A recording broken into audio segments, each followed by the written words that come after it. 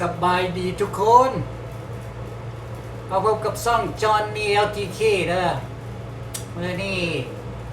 สีทายว่าเลิกจากการมาแล้วเฮ็ดหยังแน่ก็สิเฮ็ดหยังกินมื้อนี้เกิดว่าเฮ็ดตำบักแตงทอดไข่ทอดไก่กินข้าวแรงมาเบิ่งกันเด้อบัดนี้เด้อพี่น้องเด้อสีไข่ไว้ก่อนไข่ก่อนทอดไข่3 หน่วย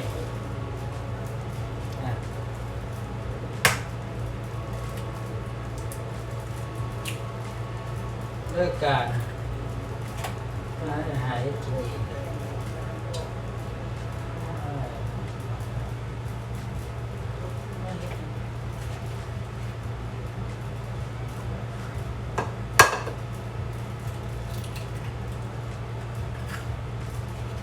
ที่เพราะมือเดียวปอกทำนั่นมือเดียวก็สีหิวเอาสีหน่อย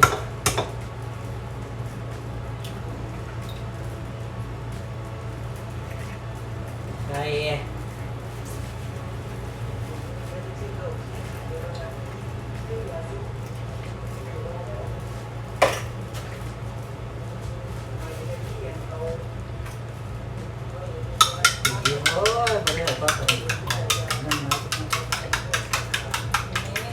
เก่งเย็ดไข่ก่อน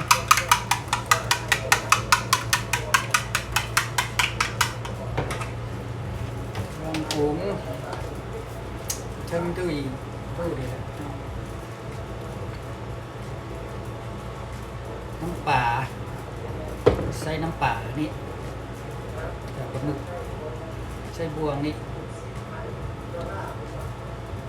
จะให้มันแซ่บบอกพี่น้องจะให้มันพอดีบอกไข่4 หน่วยสมมติจังซี่นี่แล้วไข่4 หน่วยใส่น้ำปลาที่นี่2 บวงพอดีตลอดครึ่งมาซะต่อเป็นนัวนี่นัวกะเอาเขาละ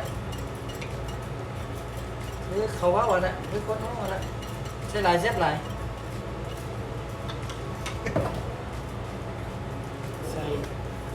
ไทยใส่ได้เดี๋ยวเขาบอกมาไหนลูกนี้หอมมาใส่ซะดีต้น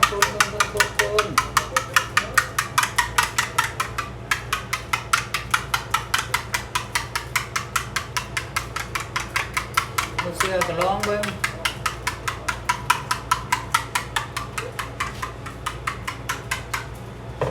แล้วยังไงแล้ว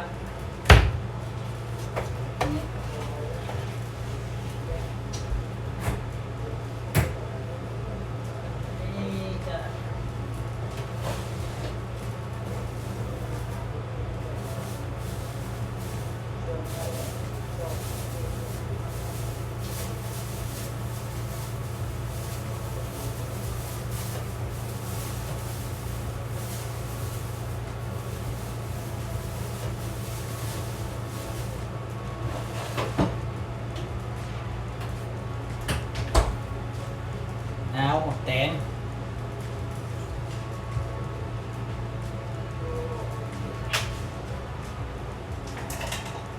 จงเก่งมาเดี๋ยวพอแล้ว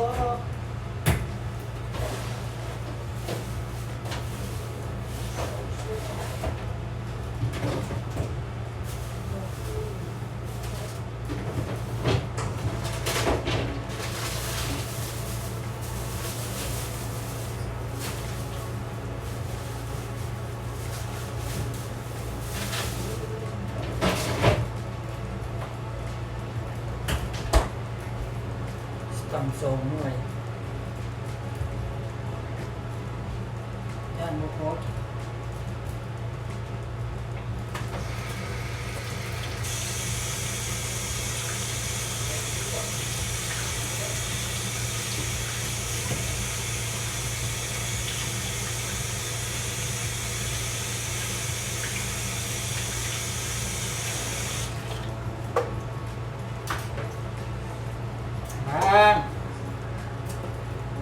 ก็มาจากกันนะ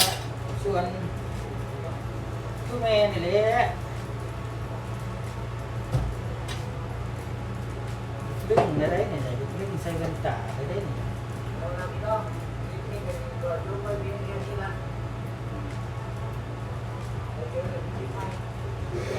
เสียงอย่างไรดิเสียงเปิดเบิ่งเงินยูรูปไปเอง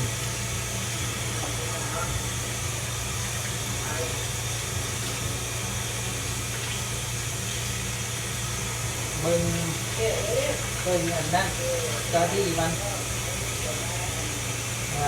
นี่อย่างนี้ครับต้องการปรับปรุงบ่นะ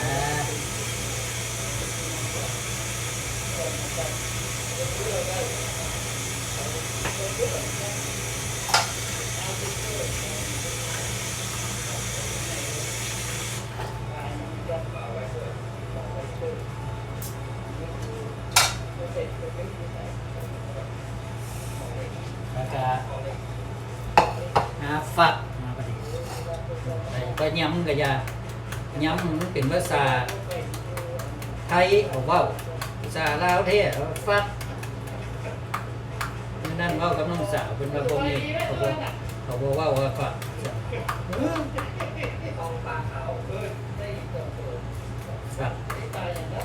มันฝักเพิ่นเป็นว่าโมเมนฝักเตะฝักหุ่งเดือดลาบที่สุดในห้องยำลาบฝักลาบ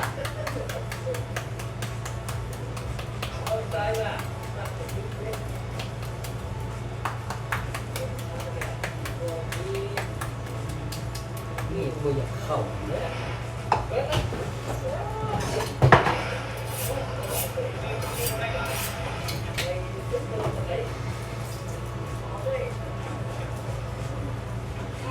บางทีนี่ฝนมีดเด้อพวกเจ้าเด้อไม่แน่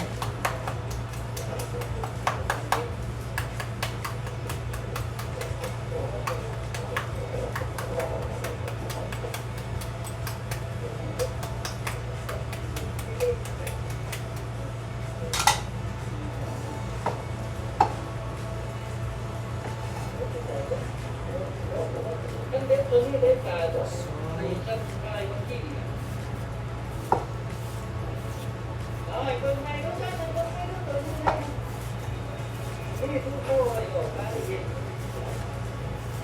นกับมัดกันตอนใหญ่ก็ไปก็มัดตอนใหญ่ก็มัดเล็กๆมัดไปมัดไข่มัดมันเนาะ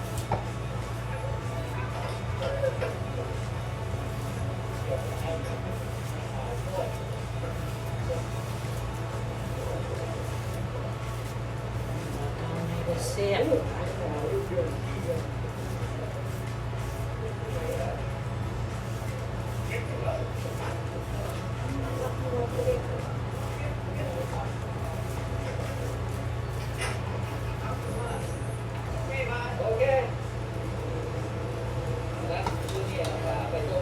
ก็ไปเบิ่งตอนนั้นต่ำกันเนาะพวกเจ้า